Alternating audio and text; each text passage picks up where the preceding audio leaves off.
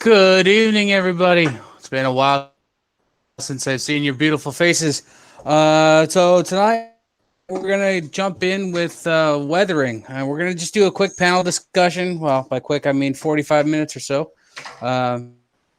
Just kind of talking about what really hangs us up, what our fears are, things like that. And we've got Ralph here tonight who's gonna hopefully help get us up over that hump of I don't want to ruin it. So with that said, I think we're gonna jump right in. So Andy, I know you've done a bit of weathering. What was your hurdles to getting started? I think I'd suffer the same hurdle everybody does. When you spend, $50 on a modern freight car, $250 on a locomotive, and these locomotives and freight cars are absolutely beautiful. But watching Ralph's stuff has lowered my barrier to entry. I'm still not fully comfortable going all the way, but I have made the determination that I will get there. I mean, I've been experimenting and taking some old freight cars and working on them to develop the skills. And I've basically taken, all of the cars that started doing this basic treatment on them of spray bombing the trucks, painting the wheel sets, and dull coating everything. And even to that extent, I've started, which you can't tell on camera, but I've even started fading the cars with a white fade. So I've already went that far. I'm going to go the full range of it as I develop the skills. So I'm committed. I'm one of those that's completely sold on weathering being a necessity to reach the realism that I want to reach. There's just a period of time where I need to develop the comfort level with it in order to sit down with oil paint and really start tearing into them. But there are basic things you can do. Trucks and wheel sets, at least dull coat everything, and fading. Those are easy and pretty doggone hard to mess up. So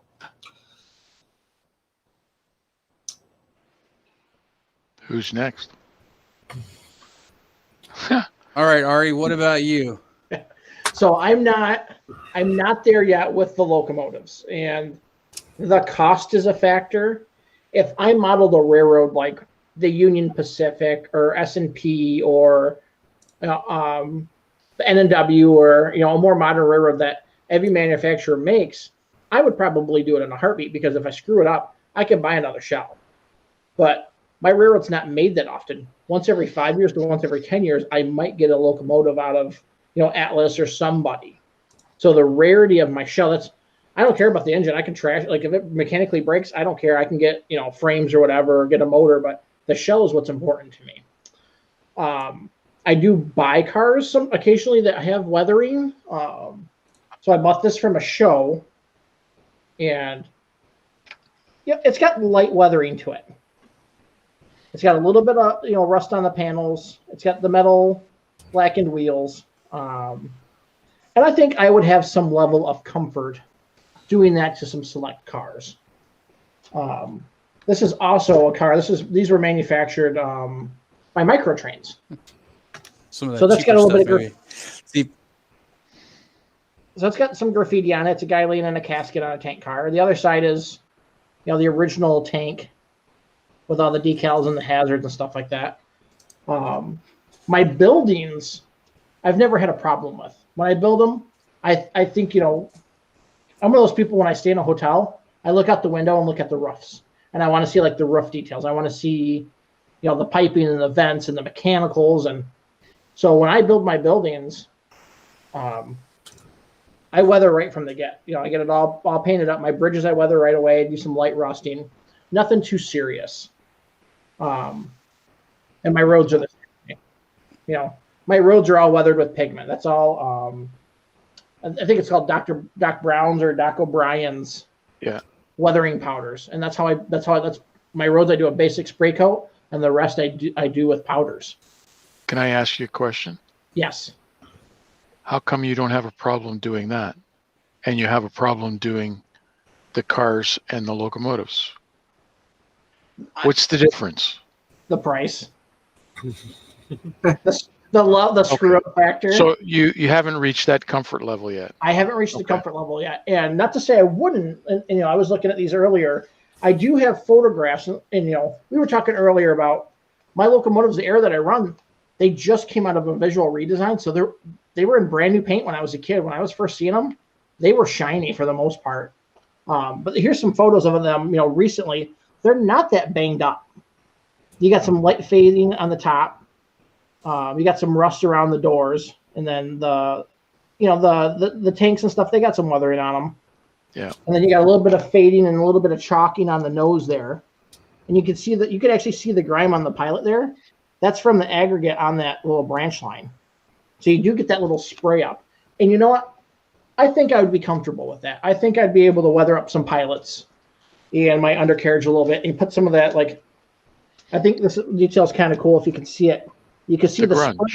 The grunge. That spray up right there by the coupler lever. That's the aggregate it's sitting on right now.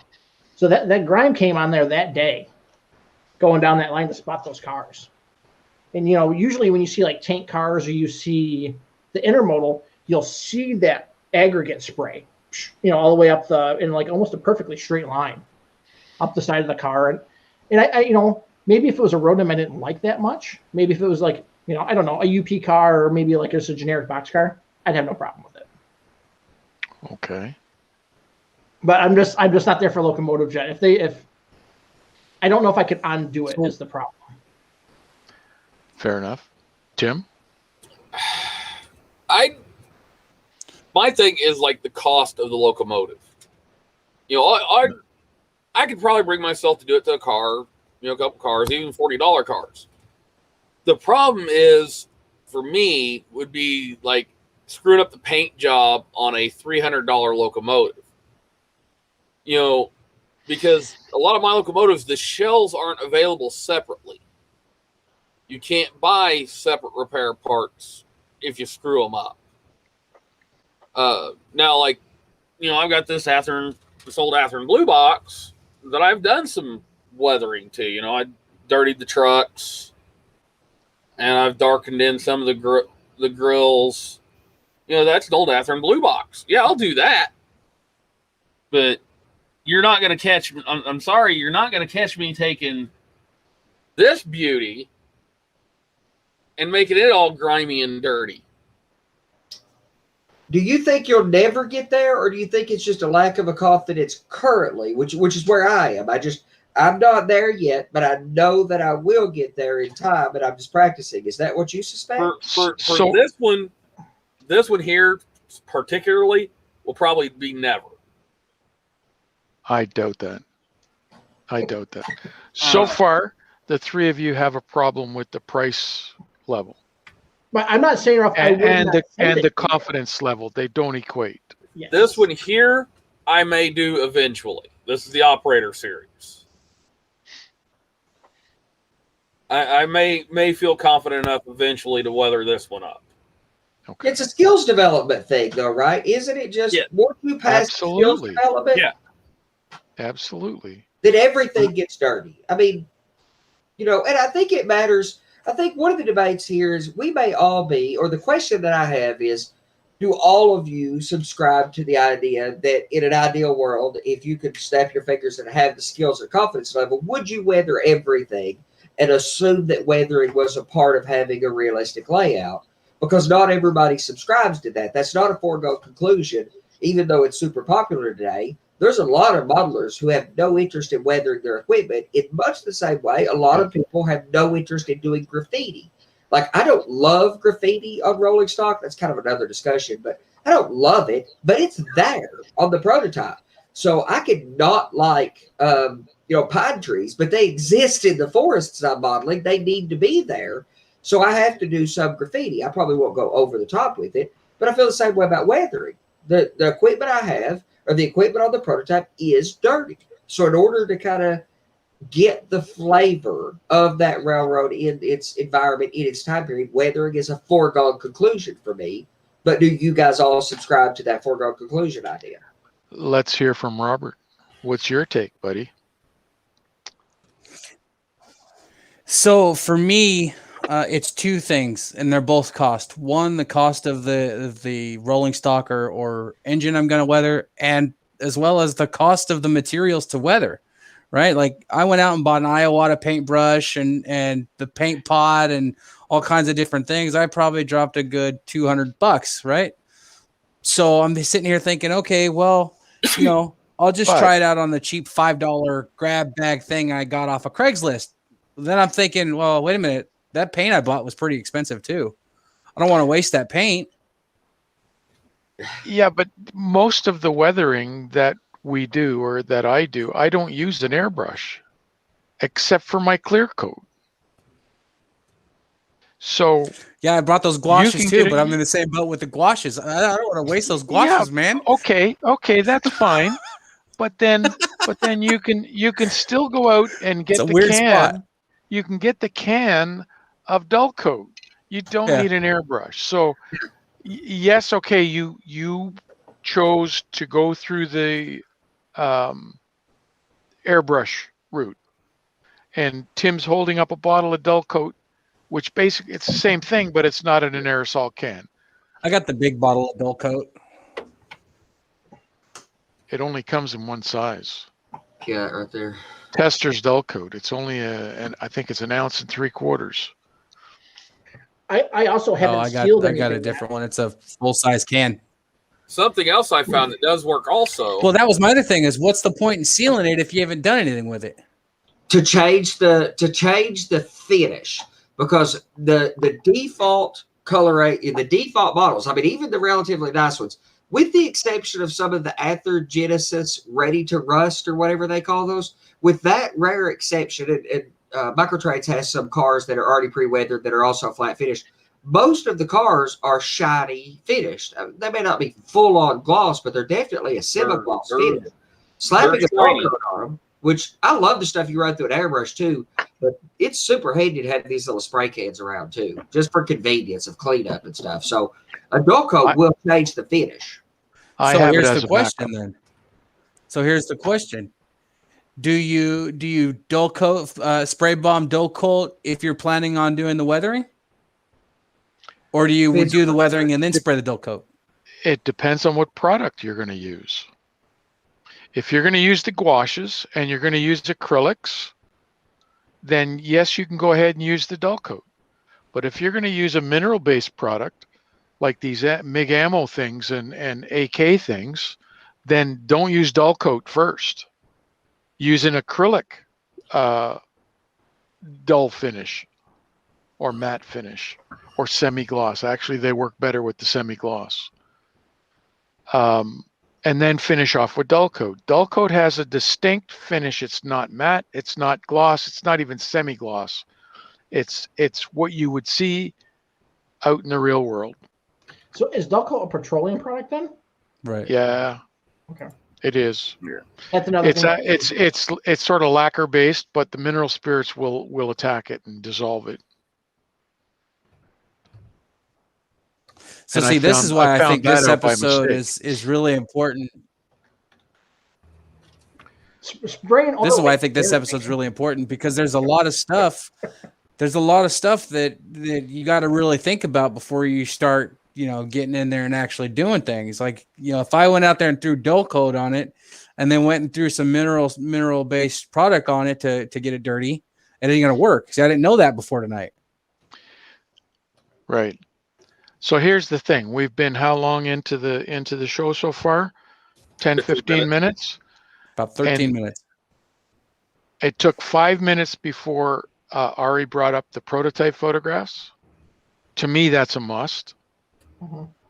And nobody has brought up the fact of buying up cheap products to practice on.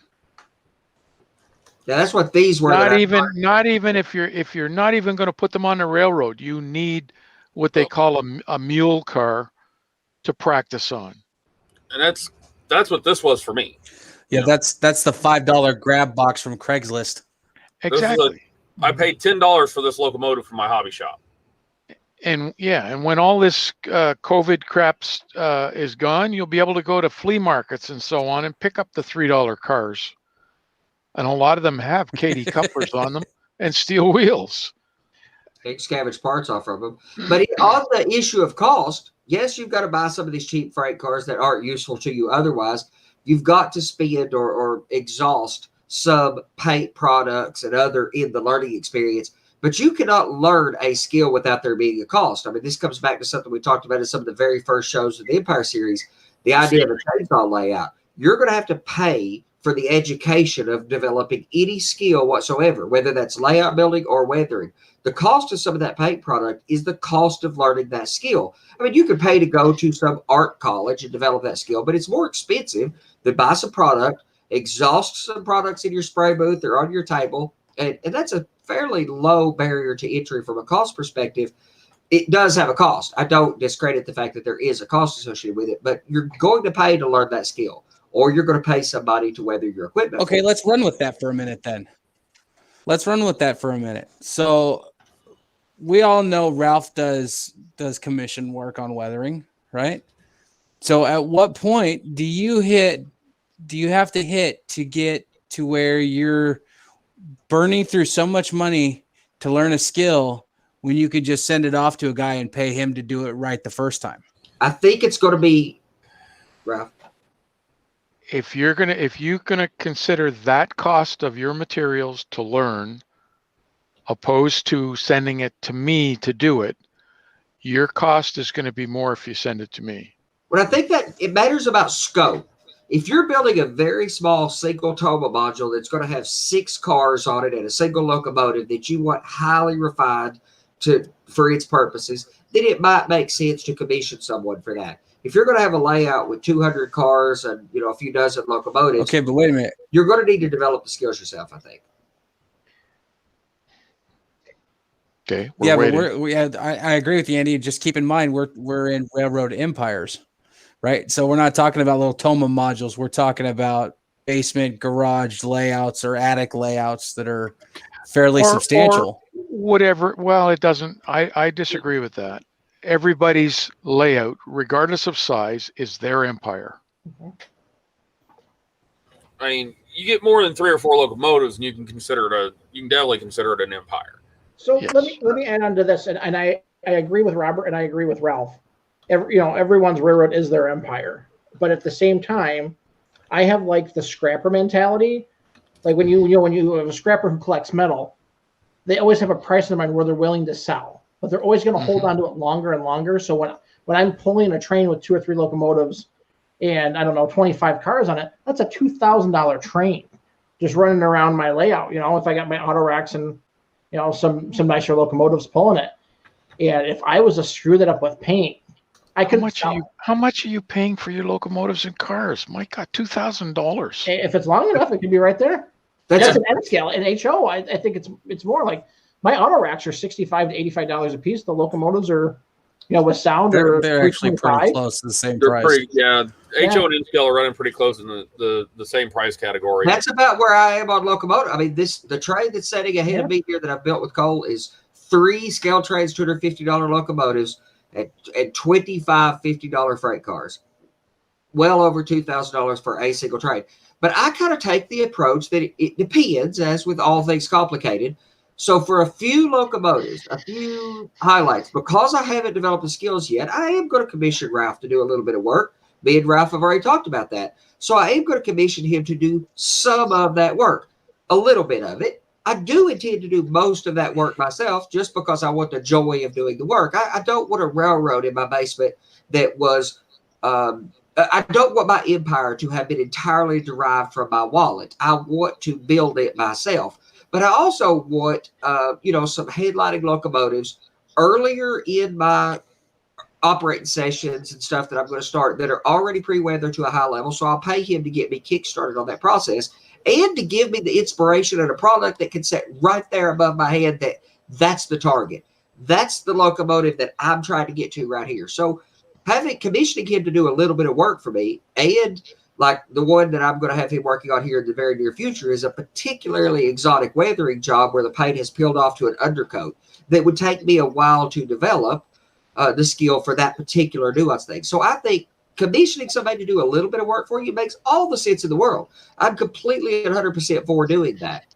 But Well, I don't think that you could count on that for an entire empire of equipment. no, I don't. I'm in agreement with you, Andy. If I was going to have one done, I would have somebody like Ralph do it and use it as inspiration and a go-to to look at and say, hey, this is how you do it. So this is how I need to try to do it. Use it as an example of what to do. It would also be a prized possession on your railroad. If I have, like, my locomotives that I have, if I send to Ralph to have it done, it would be a masterpiece. It would be a showpiece on my railroad. But my fear is if I do it, it's not. So it's kind of. So would it then be safe to say that? I think it depends on how happy you are with it. Would it be safe to say that you might look at going into? Would it might be better than to go in with your most expensive equipment, like your engines and whatnot, which can run you anywhere between $100 and $350, and have somebody commission those and have somebody do those, and then do the rolling stock yourself until you're comfortable and get your skills up. Especially in the early days of your weathering skill set, that's exactly where I personally land with it. I'm weathering my rolling stock. I'm weathering something like Atlas locomotive that I'm putting a bunch of edge detail parts on. I've already faded this. Painted a patch out component, doing a little bit. I am doing some of that weathering work there myself, but taking a little bit of an it depends approach, commissioning somebody to weather something, or developing skills prior to you weathering the other equipment, starting on your cheaper stuff, starting on your easier stuff. Fading coal hoppers is not an extremely hard weathering project, whereas emulating rust streaking on some cylindrical hoppers is slightly more difficult. So it's like everything else in this hobby. You work your way to that skill. You start with getting some ground cover down, and you work your way into static grass, to grass mats, to more complicated trees. It's the same in every other part of our hobby, I think. Okay, so I'm going to go back to Robert with the cost of the materials. You got the gouaches. There's the gouache that I use. It's Winsor Newton. It comes in, it's about 3-inch, 2.5-inch tube. Okay. So that's a brand new one. There's one that's 8 years old. So initially this cost about $6. And if you get it at Michael's, it's going to cost you maybe $13 because they always double the price just about. So yeah, they last. My oil paints that I use, I mean, you can't get them in small tubes like this. Look at the size of the tube it comes in. But that's a lifetime supply. That's likely a lifetime supply. Right. I'll never run out of oil paints. Never. And the other thing that I've been experimenting with, now, gouaches are watercolors in paste form. Then you can also get watercolors in tubes as well. Winsor Newton makes them. They're not as intense, the color, but it still works. So, and this is about $1.50 cheaper. And the reason I pay for the quality that I get out of Winsor Newton is because I have a set that I got from Walmart, and I even forget who makes it. It really doesn't matter. I tried their colors, and I might as well be putting on a wash because it's not anything near the color I want to see. And they just don't work properly. So we had this discussion once before with one of our other guys. He was concerned that I'm recommending the higher priced. I'm only recommending the higher priced stuff because I've made my way through all the cheap stuff, and this is what I find works the best. I'm just trying to give you that heads up. Yeah. And I want to throw out there to everybody else real quick. All right. Ralph is not sponsored by Winsor Newton. Okay. I just to throw that out there for everybody. He's telling you this because he's already played with it and he knows. And there's other really good products out there. I've got some of those Abatalog, or I can't pronounce that German word, and I'm from Kentucky. But Absalom. But I think it makes sense to buy the good product. Yes, there's a slightly more expensive, but it's not like you need some massive range. You might end up with a massive range of paints, But when I These bought are- my first oil paints, I bought like 5 colors. When I bought the gouaches, I bought maybe 5 or 6 colors. That's it. These are even better than the Winsor Newton, but they're $12 a tube to start with, and they're a third of the size. But if they're a lot, and they're more intense. I mean, I haven't actually done much work with mine yet, but They make great washes. they're spectacular. And it's gonna need a toothpick dot to do most of the work. I mean Well, if you go back and look at the weathering show, I did 2 rail cars for Lloyd, and one of them I'd used that dot method of weathering. And there's so many different ways of doing it, and it's just a matter of, and I keep saying it, the more you practice, the better you get. The better you get, the more confidence you build. More confidence you build, you'll be able to go ahead and get that expensive locomotive and not feel uncomfortable about making it dirty.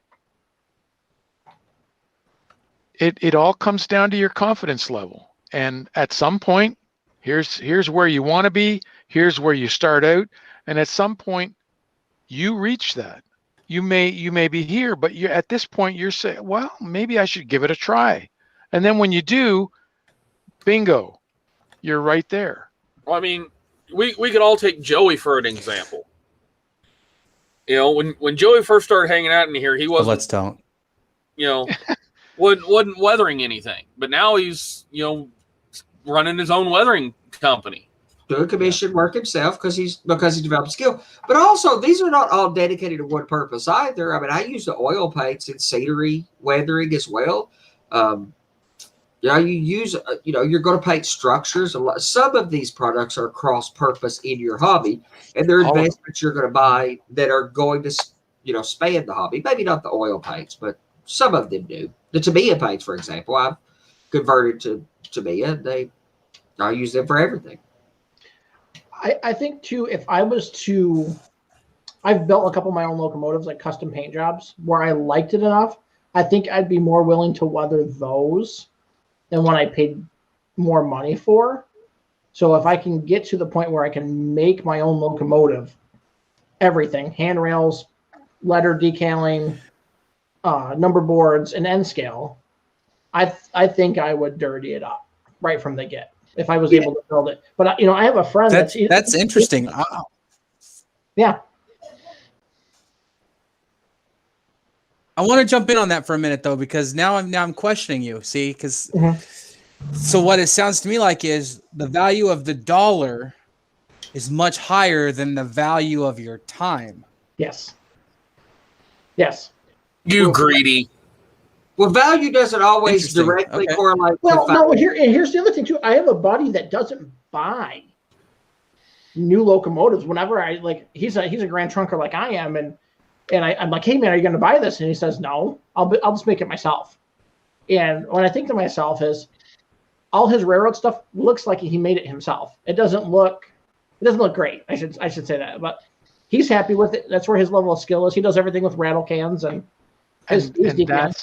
that's where it should be. Yeah. It's your railroad. You're the one that has to be comfortable with it. Yeah. If you want to take it to the next level, you have to go outside of your comfort zone in order to achieve it. So I actually do have a thought of Canadian Nationals doing these heritage units, and I think I'm going to build a heritage Grand Trunk locomotive. I'll buy the shell, whatever the shell is, the locomotive, for $200 or $300, and I'll do it. And maybe that's the first locomotive I weather. Do the light grunge on it. But it'll be one of the new heritage new paint schemes. So it's a new paint scheme. So all you're going to need is a dull coat. And just be a dull coat and a little bit of weathering around the wheel, maybe on the pilot. Trucks, a little bit on the pilot. Everything needs a little bit. That's where my dull coat over everything. Just fine.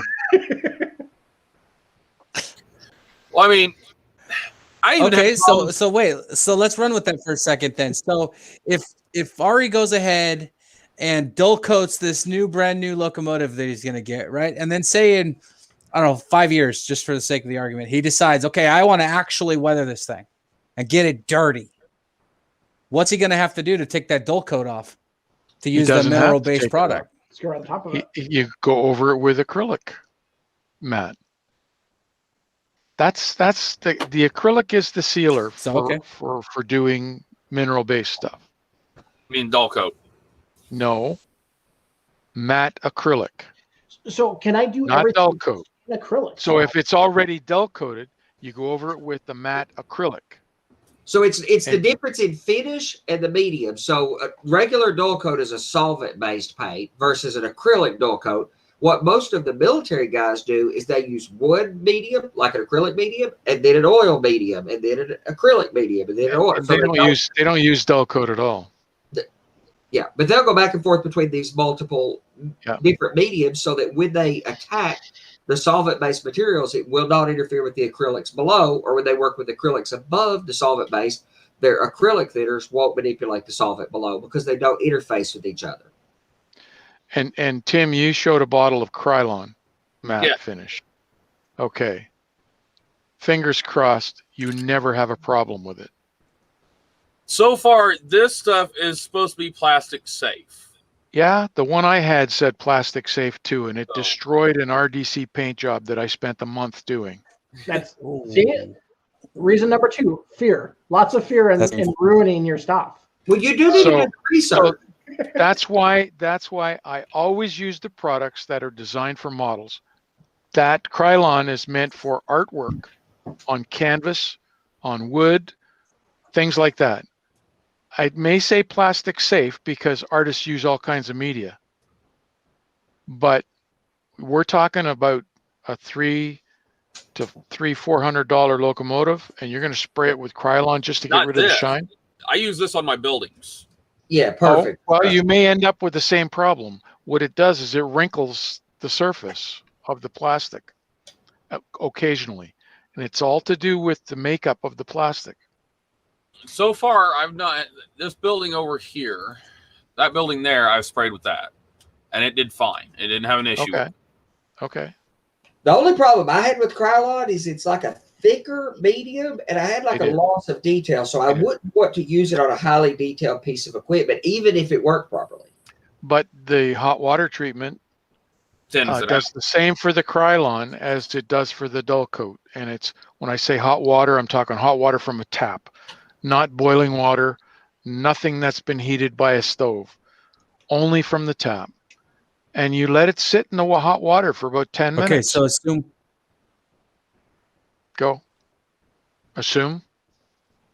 that we haven't heard any of this before, and like our audience probably hasn't. Explain this process in detail, if you wouldn't mind. Okay. So what I do with, if I have to, especially with the dull coat coming out of the can, because what you get out of a spray can, the finish has this lumpy finish like the skin of an orange. It's called orange peel. Mhm. And by putting this in hot water, I do it to about 2/3 of the can, and I let it sit in the water for about 10 minutes. And during that time, I'm constantly doing this in the water. And what that's doing is it's warming up the liquid that's in there, thinning it out. It's also heating up the gas that's in there. And when you heat up gas, it expands. So now you have a higher pressure inside. So when you spray it, it comes close, but not the same as an airbrush. You get it atomizes finer, but only when you heat it up. I've also So noticed. to the audience out there, I'm hoping you all are taking notes because there will be a test later. Yeah, we ask questions. I also noticed that distance away from your model has a big effect on how heavy of a coat you get. Well, the right distance, whatever that is. I mean, an airbrush needle or every spray can is going to have an ideal, which is why you've got to experiment first. There's still, all the research in the world's great. There's still a value in experimenting yourself. So the proper way of using an airbrush or a spray can is light coat first. You don't want to put it on heavy. Doesn't matter what it is. You put on a very light coat first. You let it dry. Then you put it, you got to remember this is lacquer, and lacquer will attack the plastic too. So if you put it on real heavy, you stand the chance of ruining the plastic. So light coats, 2 or 3, and then your final coat, you can go a little bit heavier to get that smoother finish. And I think you that's can spray about that far, about 10, 12 inches. Yeah. I think that's the strongest lesson that I've learned about how I've developed what confidence I have, which is not there, but what confidence I am developing and where I feel like I get to is light coats and slow process. You're not going to get there quickly. The fading jobs that I've done on these were like 10 coats. It's amazing how little paint's actually in there. So your risk of doing damage is much lower. Also, the value of like the gouaches or the oil-based, even especially, and powders to a less extent, is that it's not truly permanent until you make it permanent. So if you start working with oils and you're unhappy with it, and you start working with a solvent to get that streaking effect that Ralph showed us, just keep streaking it. It'll disappear. It'll go away. Yep. You can take it off. Absolutely. The biggest problem I have is not continuing to streak and stopping at a point when I get it where I'm happy with. It's actually too easy to take it all off. And knowing when to stop when you've got the right level is actually the skill that I'm probably the hardest to learn right now. So it's a slow process that's not nearly as permanent, which I would say is one of the strongest arguments for the quote unquote more expensive weathering mediums versus say working with acrylic. Because when you touch acrylic to your locomotive, that's going to be pretty tough to get off in its entirety. Especially with spray can, it's permanent. So there's all different ways of weathering, and I usually do a fade that is a mix of Tamiya paint and alcohol, very light wash of 10% paint. But then there's guys that will take craft paint, stuff you buy at Walmart or whatever, and they'll thin this right down and then put this wash on the car. Well, you have to realize the pigment that's in here is not ground the same as what you get in stuff that's made for your model. So this stuff I've done will that. leave tide lines. And what I mean by tide lines, where the water stops, the color tends to go to that edge. And if you don't mop it up or do something with it before it dries, you're going to have a definite line of color. I don't weather with a wash made of this stuff. I use the alcohol because I use alcohol so that I get it to dry right away so that I can move on to my next step. You also don't have the surface tension problem that you're talking about with those tide lines. Is the surface tension of water. The joy of alcohol is having that reduced surface tension. One of the joys of alcohol. Yeah. And then there's also, like you mentioned it, using the oil dot method. You can do the whole car with the oil dot method. Never mind the fade. You do the fade with the oil dots. You can do the streaking with oil dots, and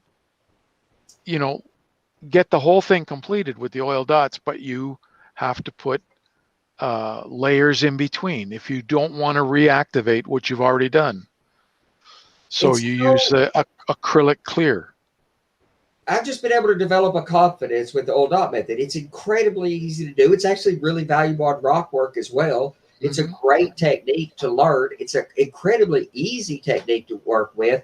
What I'm trying to develop now is the skill with the gouaches of getting the patchy rust that requires a little time with learning a toothpick and photos. Key is looking at a photo and trying to recreate that.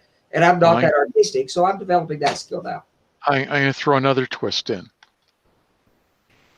Weathering pencils.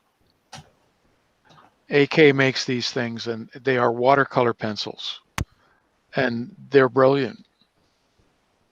I've been using watercolor pencils, but not these ones, for probably about 6 years, and I never got the same results I'm getting with these.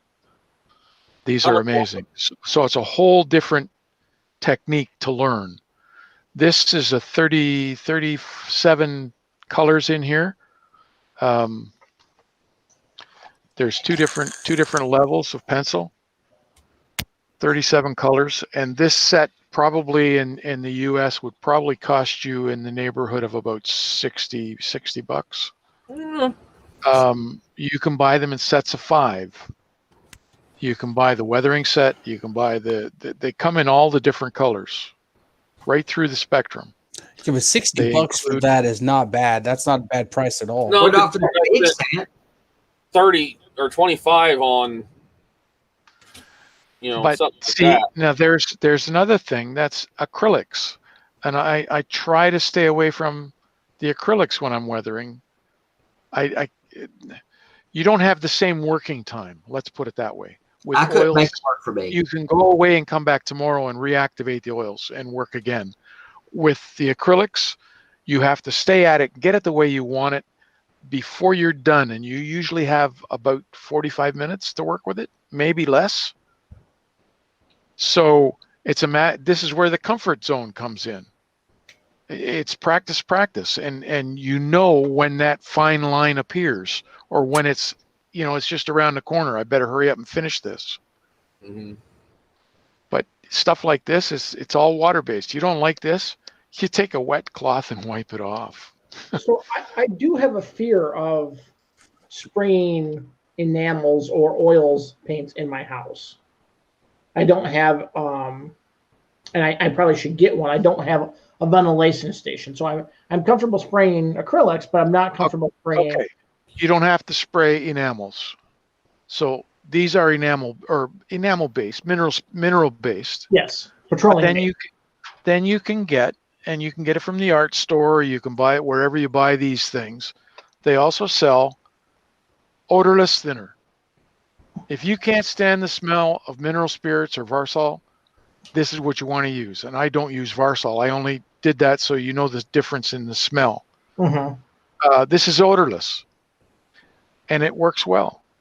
You can get it at Art Supply, or you can get it at the store that sells the MIG and ammo stuff. I'm not too sure. Are you talking about the smell or the actual chemicals in the air? I don't like spraying the chemical. I don't like the aerosoling petroleum products. Well, the only aerosol you're going to use is Dull Coat. Yeah. If you use that, and you can go out in the summertime, you can go outside and spray. And acrylics stand at a window and spray outside to the window. I eventually I will get to the point where I buy a spray booth. And you can get a fairly good one. I think it's about $125 at Micromark. All you really need is the exhaust fan, and you could use a cardboard box. I mean, it doesn't need that much. Since you're talking about all these products, Michael Conley asks about he says, are filters better than a wash? I'm curious about those as well, because you're seeing a lot of these. AK has these filters products that I have a hard time deciding. They have filters and a wash product. The difference you have streaking grime. This is solid color. Okay, it's a thin solid color, but it's a solid color. Then you have a wash, and what a wash does, it will find all the crevices, and it'll settle in there. A filter, you put over everything, and what it does is it alters the base color. Oh, like the fading process then would be a filter. Basically. But okay, so is the difference it doesn't really fade it. So it's kind of, you can't really use the word fade with a filter. All it does is it alters the color slightly. It's a light filter. Well, like the difference, like the way that like panel liners and wash and the streaking grime, the key to getting the right effect is not in the application of the medium. It's in the removal process. That's where you're clean up afterwards. Yeah. You're putting it on, taking almost of it, all of it off, leaving the little detail you point. But on a filter, it is just an application. So you're getting your effect in application versus a wash where you're going to put the wash on and you're going to take it back off in areas that are the center of panels or whatever, I assume. I mean, as paint booths go, I built mine out of furnace duct material. And I've got a brushless CPU fan, large computer fan back there to suck the air out of it. Yeah, it can't hold a candle to the Johnny Graham Enterprises version of paint booth that I got. No, the big squirrel cage fans are, that would be better, but that's what I had on hand to put in there. And it's in an 8-inch duct. Great.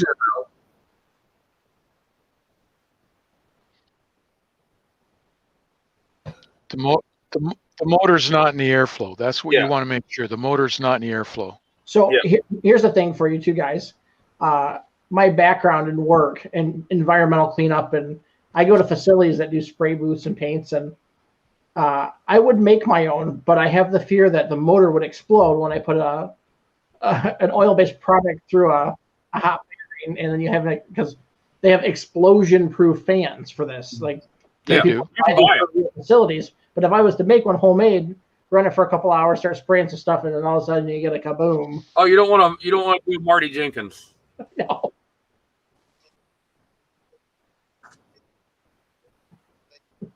I don't even know what that is. Yeah. Yeah. Marty was telling a story that he tried to build a paint booth out of a microwave. Yeah, he said everything's right there. It's got the rotator, it's got the vent, it's got a Van. door light in it. He said the problem was when they started spraying in the enamels, it became a jet engine out into the city street. Yeah. Oh, you gotta hear him tell the story. Anybody should hop on late at night when you catch Marty and get that story from the horse's mouth, so to speak, because it's a good one, man. That's Okay. Can I show you the latest locomotive that I did? I used watercolor pencils. I used please. the wash that I normally do. I also use the AK products. So it's basically all there. And I also use Tamiya paint to do the chipping. Where are we? Community.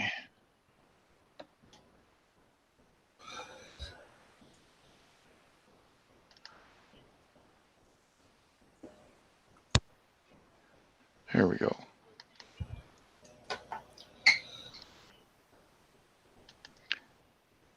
So that locomotive has been faded, and I did that with the Tamiya wash.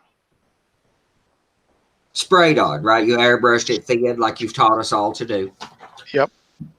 Now, that's where Joey uses the dollar store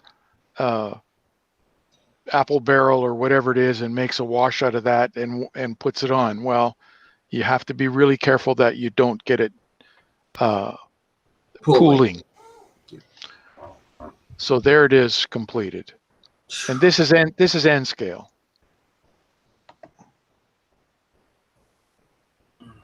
So it's all this in here is done with the pencils. The paint Really? chipping is done with a toothpick and some paint. The grime that's on here was done with the pencils. And all the panel lines and so on were done with a mineral-based product. Are you grinding it and then brushing it on, or how are you applying the pencil? Are you just drawing the pencil straight on the You dip it in water and you put it up near the top, let's say up here. You have to remember, I take these things apart. So the railings come off, the trucks come off. I have the shell in two pieces, so the walkway comes away from the body. So I don't have anything to interfere with my brush strokes. So you take the watercolor pencil, you wet it and paint it up here with the tip of the pencil. Then you come back with a damp brush and you draw it down. With just alcohol damp, right? No, water. Really? You can't use alcohol with the pencils. It won't dissolve. That's I astonishing. think I like this better. Why would you think alcohol with a watercolor? Well, I wouldn't have thought the water Yeah, surprises I was me. in the same boat, Ari. Water. Mhm. Well, none of this is 100% alcohol. It's all 50 water or something. And the roof, not the chipping marks, but the general rust is done with a makeup sponge and gouaches. Absolutely. And the same on this corner. And I'm not a full-on alcoholic. I like alcohol's pretty good, but I like GEs and EMDs pretty decent too. So. Did you take the glass out of that, Ralph, and the number boards too? No, I mask them with liquid mask. Okay. On an HO locomotive, I will try and get the glass out. If I can't get it out, I'll mask that too. But if they have window wipers, then I make sure that the window wipers, because they're usually photo etched, on the new locomotives. I take them out. I pick them out. You take the wipers out too. Well, if you put liquid mask over it, you'll never get the liquid mask off the wiper. So how does liquid mask Because work? it'll encompass the whole thing. Right. Is liquid mask, you brush it on, it sets into like rubber cement, and you just peel it off? Yep. Okay. Yep. I've never heard of it. I mean, I've heard of it from you, but I've never seen it. It's Microfilm, Micromask. AK makes one called Liquid Mask. Humbrol makes one. What the hell is it called? Maskol. Okay. And then if you find anybody that has Adam Wilder stuff, you can get a jar of mask as well. I find this is almost the same as the liquid latex. It's almost the same. That's kind of like the Humbrol. It's like purple and relatively. It's not exactly this one liquid. here comes in 3 different colors. I just picked the yellow because it stands out. I have a purple one and I have a white one. There's the micro mask. Yeah. Okay. And I'm actually getting ready to use this on a model. I usually take a round toothpick, and you can also do it with an old micro brush. You know, the testers. Mhm. You clean off the micro brush end of it, and just use the tip. And with that tip, you can force it right into the corners and the edges. Because I've got to mask off that LED that I put on the top of there. Okay. So I can paint this water tower. CV Railroad says Mashi tape works pretty good too. I don't know what that is. MASHI tape. I have not heard of this Mashi tape. Unless he means masking. No, The masking tape, but I've heard the name before, except I'm not sure where to get it. Now, I And know why. to me it makes a tape. Also, Any masking tape I use, I'm using either the masking Tamiya masking tape, and it comes in the dispensers, and I have 3 different widths, or you can get. I go to the automotive supply and get the masking tape that they use, made by Scotch. It's a really strong masking tape. So it's not like painter's tape where it has very low tack to it. This stuff is really strong. But if you burnish the edges and if that's the edge of your tape and you want to paint this area here, you don't spray this way. You spray from that side, so you don't get buildup under the tape. I also have the best experience with a cut edge. So I'll lay the masking tape out on a piece of glass and cut a straight edge on it as opposed to using the factory edge. Like I've done that to mask off some road markings, and a cut edge worked better for me. But it still bleeds. I still have bleed. Then you're spraying it wrong. Undoubtedly, That's whatever it is. where Andy, the who light was that? coats come in. Who was that viewer that asked that question? Stevie Railroad Nature Scale. TV Railroad Nature. I've seen I find washi tape, a Japanese washi tape, SWASHI. Semi-transparent washi tape. Hey, Stevie, do us a favor, man. Put a link to that product in the comments below, and that way everybody has it as a good resource to look it up and figure it out. Yeah, there's a meshy paper too. I mean, yeah, man, there's always 100 different techniques to all these things. You got to find the techniques that work well for you. A lot of the stuff, and you'll find more and more now, a lot of the stuff is coming from the military guys. We were speaking a while ago about being worried about damaging locomotives and shells and stuff. I mean, I've taken a little bit of risks on other things, like drilling out and installing that light assembly. You know, so it's all in what you want to do and how much risk you're willing to take. But see, you're comfortable doing that. I know. That's the difference. You're not comfortable putting paint on top of a new locomotive. Confidence levels. That's confidence levels.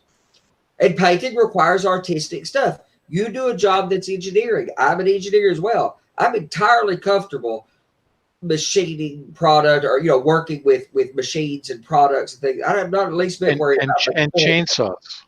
Sure, yes.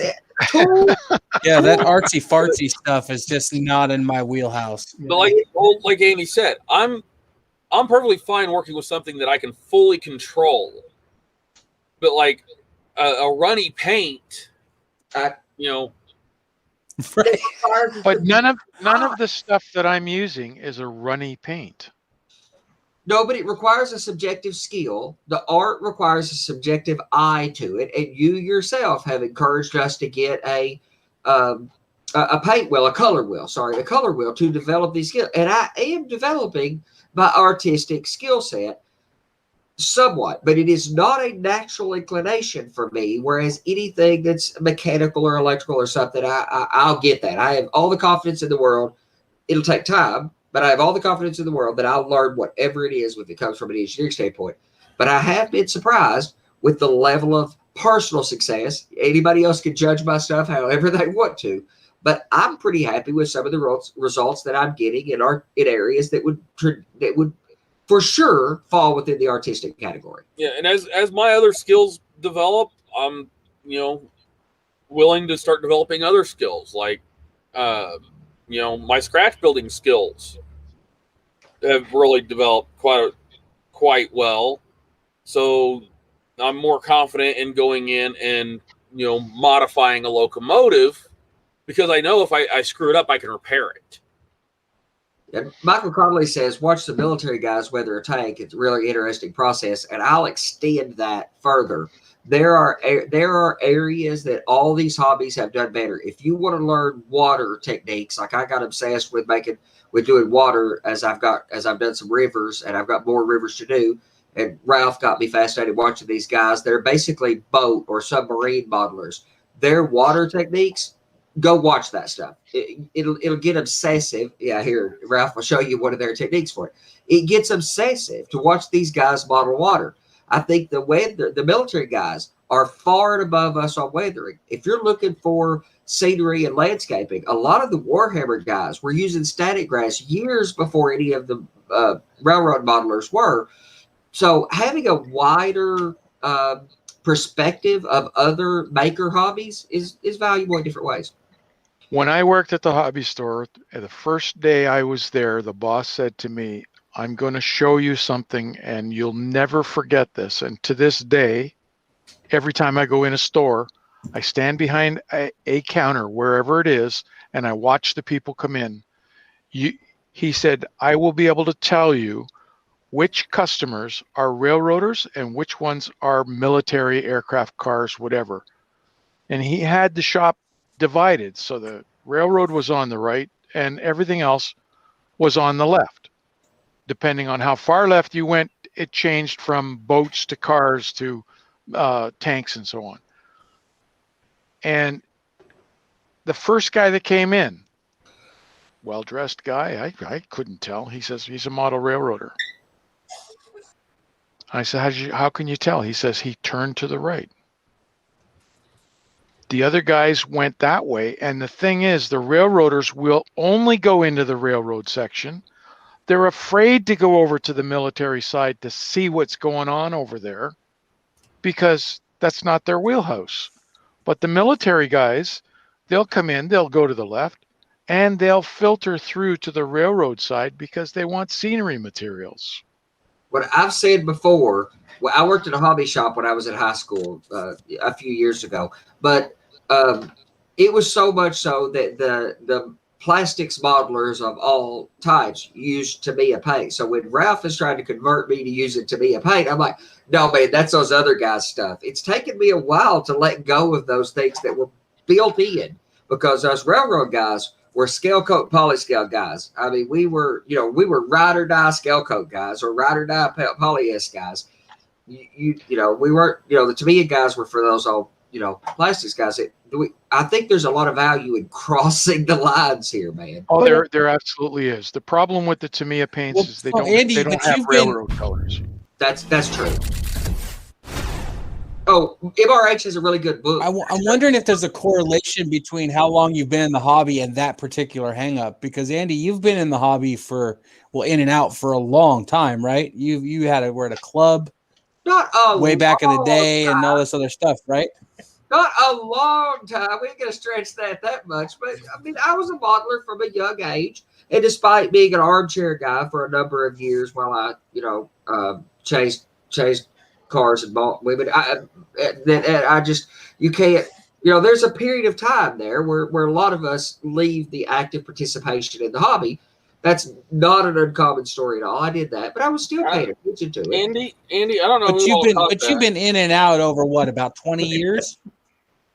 Well, I mean, I would have said I would have firmly said I was a model railroader for sure by the time I was 8. By the time I was getting model railroader on a magazine on a regular basis, actively pursuing it in the hobby. By the time I was 8 or 10, so yeah, 20 years, 30 years then. Yeah. No, 30 years, probably 30 something. Liam's closing in, Robert. I know you're older than me, Stucker, so it's been at least 30 years. But my point is this: you've been in the hobby a long time. I've been in the hobby, I'd say 10 years. I don't have that hang up. Do you think I like going to look at what the military styles have and just kind of look at those ships and stuff like that. Okay. Maybe that's a historic thing, a historic trend. I wonder if there's I'm just wondering. I just wonder if there's a correlation between how long have somebody's been in the hobby and, their hesitancy to go look at the other modeling stuff. Yes, I'm sure that's probably true, but even at a relatively young age, I thought that was a bad idea. I've always liked the crossover and started paying attention to stuff, but at a young age, I got some of those things built in. I think that might be true more because of the products that were available. And I think Ralph hit the nail on the head specifically we had those companies that very much catered us. I mean, you had Polyscale and Scalecoat coming out with Pennsylvania's version of Brunswick. I mean, you had, we didn't, to me, it didn't do that. Now, MRH has a pretty decent book, Model Railroad Hobbyist has a pretty decent little ebook that gives you those crossovers and that Badger paint. Model Flex, the Badger paints have all the railroad colors, as well as scenery colors, concrete gray. Their concrete gray. That's my base coat.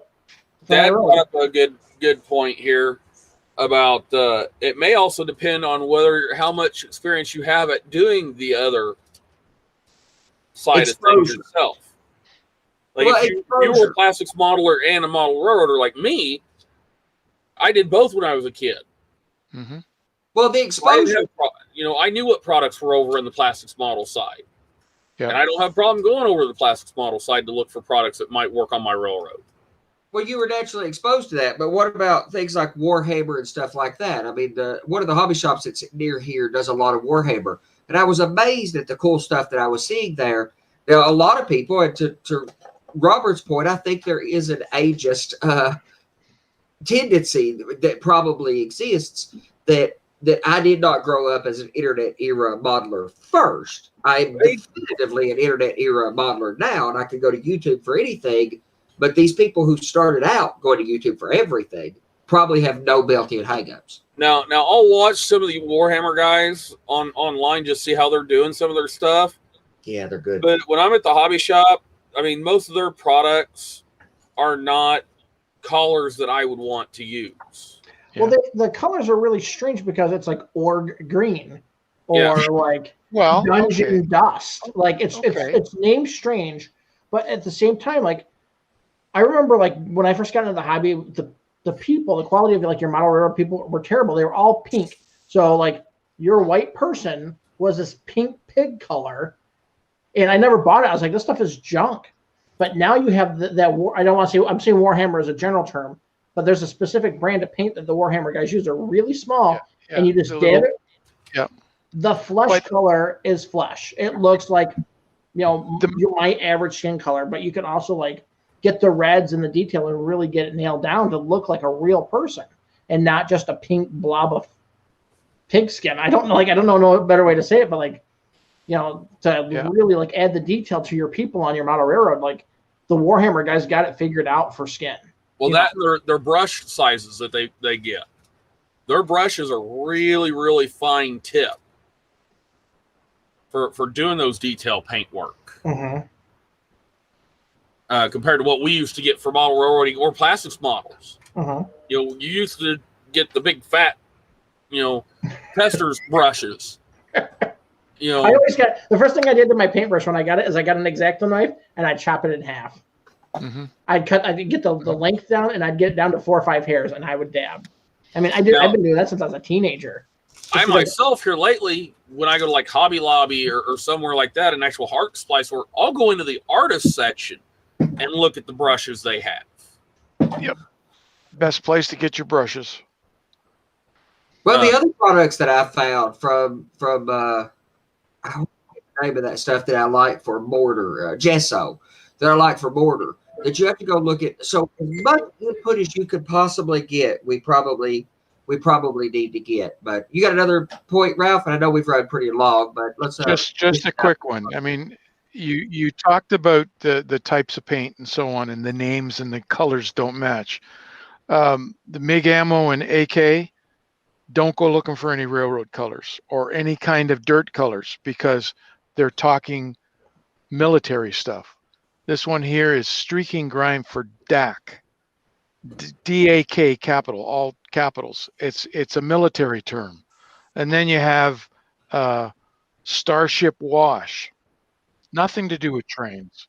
But that fuels when I went to buy these things, I never looked at the name. I always turned it over and looked at the bottom because that's the color I want. Yeah. Because these come in clear plastic bottles. Yeah, engine, oil, fuel spills and oils. We're using the same oil. Well, that one's easy because that's the way it's named. Yeah. Look, Yeah. there's nothing wrong with The orc oily green, black, okay? grimy black. I mean, come on. No, surely not. If you've got Oryx on your model railroad and, in your case with, what was that, Halo, I think, then you're probably going to need some Oryx. Halo? Yeah, and I was Star totally Wars. going to do Halo on one side and Star Wars on the other. We all start in a place and we navigate. That's what I keep saying is that most, not all, most modelers navigate toward being more and more realistic as time goes on. That's just a tendency that I see in the hobby at large. Hence this, I think most of us are after this theme in the hobby that is captured by the RPM shows. I was saying that before our show started tonight, and I'll finish on this note, is everybody's headed toward railway prototype modelers. These meets and these little conventions they get together where there's no competition, but where everybody brings their equipment and lays out and people talk about it and stuff. It's less competitive and people are sharing in skills. So socially, I really enjoy those, but it really shows off these high fidelity models that we're getting in the industry as well. So I think another one of our issues back when we were younger, Andy, was availability of products. Like we were pretty limited to what we had available at our local hobby shop. Modelers nowadays, with the availability of online retail and the availability of the knowledge that's out there from all of us that are in the model railroading community on YouTube and online and in forums, advising people of products that are out there, they can actually go out and look for them and get them. Back in our day, we were limited to either what Walmart had or what the hobby shop had when Walmart actually used to carry plastics models. I grew up, that's all I had was Tester's paints. That's all I had available to me. all right, we got a couple comments. We'll close on these things unless anybody has anything else they've got to get in. But Okay, I'm going to say one thing, 2 points, and then I'm done. My takeaway, I don't care how you do it or how you want to weather or whatever, get rid of the toy like shine, use some dull coat. And if you really want to get into weathering, use a prototype photograph. Those are my only 2 guidelines. Don't be afraid. and Johnny says that's all right. It sounds like I do too. Adrian Gadsden mentions that using those paints for building machinery works good, especially that green one. But I think my favorite, Michael Conley says, the freight train was laid and Orc Attack held it up. I love that one. That's good stuff. So, all right, I know we run pretty long tonight, guys, but we've got another show next week as well. We're going to do wall sightings with Ralph this next week. Then the following week, we'll be the end of this season we're going to talk about forestation, not infestation, but and not just individual trees, but the entire forest coverage. So, any last points, and that'll be the end of I'm the really show. looking forward to that wall signs episode. If you guys were at the Amherst thing last 3 years ago, it was pretty cool running through that. I'm excited to run through it again. I've got some stuff ready for it too. It's good techniques. They work real well. I've got some done already too. So, all right, we'll see you guys again. We'll see you guys again next week. What other shows are coming up, Andy? I think we're the next show again next week. We don't have a Johnny next week. Does Bill have one coming up Wednesday, Johnny? Yeah, I didn't think we were committed to one of those yet or not. So if so, of course, follow on Facebook or check us out on the website. Tim's been doing a good job of getting our calendar up to date on the website as well. www.modelroundinglive.com, of course. Email any of us, first name at modelroundinglive.com. Or the show name, empires@modelroundinglive.com, if you have a particular comment or question or something we should cover in the next show. Have a good night, everybody.